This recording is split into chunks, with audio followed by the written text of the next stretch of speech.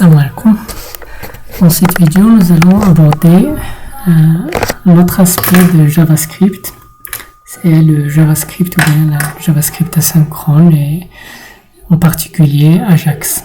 Donc, jusqu'à présent, ce qu'on faisait, c'est qu'on créait des fichiers HTML pour définir la structure de notre page web, les données aussi, le CSS pour la forme et la mise en forme, le style, etc. Et on a ajouté une dernière couche, c'est le JavaScript pour donner de l'interactivité à nos pages web. Et tout ça, comme j'ai dit, ça se passe en local, c'est-à-dire chez le client. Mais il ne faut pas oublier que dans ce module-là, il faut interagir avec le monde extérieur, en utilisant le réseau Internet, ou bien un réseau local par exemple.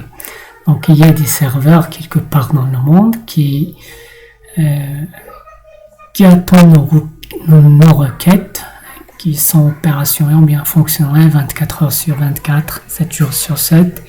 Elles attendent nos requêtes. Donc une requête peut être envoyée par un client, en particulier dans notre cas JavaScript peut envoyer une requête HTTP.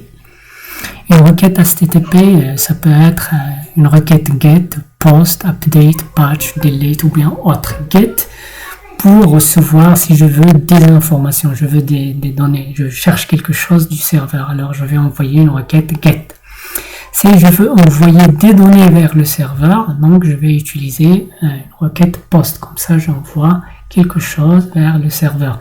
Je peux modifier quelque chose chez le serveur en utilisant la requête UPDATE ou bien PATCH pour modifier une partie de quelque chose chez le serveur.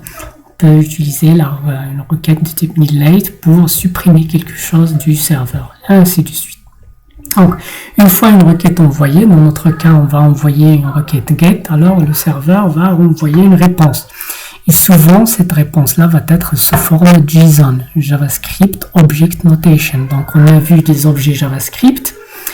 Donc, la réponse du serveur va être un fichier contenant un ensemble d'objets JavaScript, tout simplement. Ou bien un seul objet contenant d'autres objets, etc. Ou bien un tableau d'objets JavaScript. Donc, ça, c'est JSON. Donc, une fois la réponse envoyée ou bien reçue par le client, eh bien, JavaScript, tout simplement, il va manipuler le DOM pour réafficher ou bien réafficher juste la partie en question. C'est ça, c'est très important, c'est que on met à jour juste une partie de la page, pas toute la page, comme ce qu'on fait par exemple si on fait du PHP ou bien du server-side rendering, c'est que le serveur va nous renvoyer la totalité de la page et on va recharger toute la page même si on a modifié qu'une petite partie de cette page. Donc l'objet essentiel qui va s'occuper de ce qu'on vient de voir, c'est l'objet XML HTTP request. Donc le XML, c'est un format utilisé il y a quelques années dans l'échange de données. Donc maintenant, on utilise souvent le JSON. Donc XML, ce nom-là, il a des raisons, disons, historiques.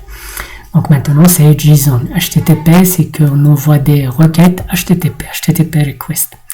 Donc cet objet-là, il possède plusieurs méthodes et plusieurs propriétés. Les plus utilisées sont pour instancier l'objet, pour créer un objet XML HTTP request, on utilise new XML HTTP request.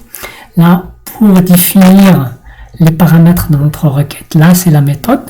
Et bien sûr, la méthode va être soit get, soit post, update, patch ou bien delete. Et URL, c'est la destination, c'est-à-dire je cherche quoi, chez qui. Async, là, c'est un paramètre qui a true ou false, c'est-à-dire est-ce que ça va être asynchrone ou bien synchrone. Et ça, c'est important là, asynchrone, c'est-à-dire il va, lorsque, bien sûr, j'appelle send, envoyer la requête, j'envoie la requête, mais je ne vais pas rester bloqué, attendre la réponse. Donc ça, c'est asynchrone. Mais si c'est false, c'est-à-dire synchrone, alors automatiquement, lorsque je fais un send, alors j'attends la réponse. Je serai bloqué en attendant la réponse. Mais l'important, c'est le async mode, c'est-à-dire je ne vais pas bloquer mon programme en attendant la requête, la réponse. Send, c'est pour envoyer cette requête-là. Donc, je crée un objet, je définis les paramètres de la requête et j'envoie la requête. Mais bien sûr, à un moment donné, je peux annuler cette requête-là. Donc, je peux utiliser abort. Et bien sûr, il y a d'autres méthodes. Pour les propriétés les plus utilisées, c'est la propriété ready state, c'est-à-dire est-ce que la requête est prête, ou bien l'état de la requête. Donc, elle a plusieurs états, soit un 0, c'est-à-dire on n'a pas encore initialisé la requête a été initialisée, jusqu'à 4, et bien sûr en 4, c'est-à-dire la requête est done, elle est faite. Donc, en ready state change, cette propriété-là, on va à cette propriété, on affecte une fonction. C'est un callback, une fonction qui va être invoquée à chaque changement de l'état. C'est-à-dire l'état va être changé de cet état à celui-là, puis vers celui-là, puis. Donc à chaque changement d'état, cette fonction-là va être invoquée. Et bien sûr, normalement, on doit attendre jusqu'à ce que la requête soit terminée pour pouvoir afficher ou bien traiter les données que nous avons reçues du serveur. Statut, c'est l'état du routeur du serveur, c'est-à-dire le serveur va nous renvoyer des données si ces données existent, mais si ces données, si on n'a pas le droit par exemple d'accéder à ces données-là, donc il va nous renvoyer un statut 403, c'est-à-dire forbidden. On n'a pas le droit de vous envoyer ça. Ou bien 404, c'est-à-dire que la ressource que vous cherchez, ça n'existe pas.